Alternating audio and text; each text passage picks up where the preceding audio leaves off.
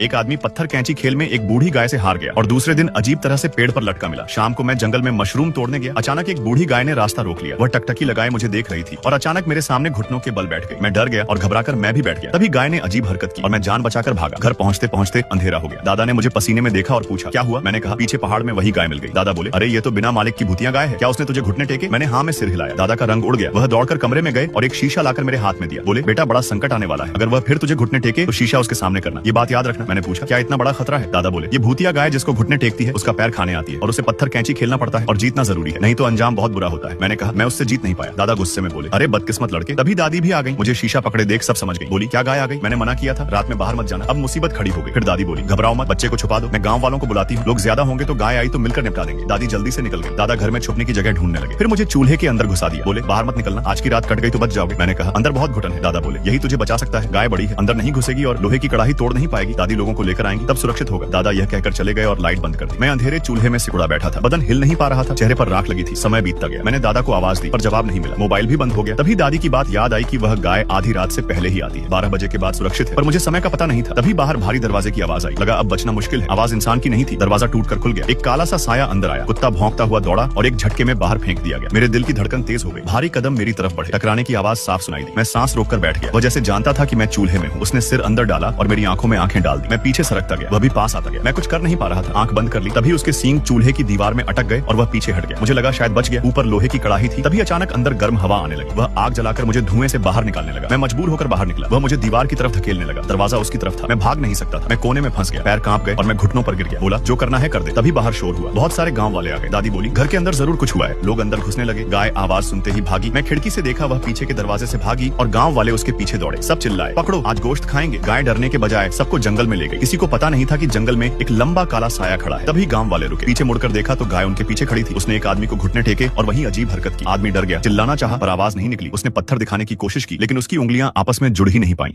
इसका full video मेरे Instagram के बायो के यूट्यूब पर अपलोड कर दिया फ्रेंड्स, जल्दी जाके देखो फ्रेंड्स।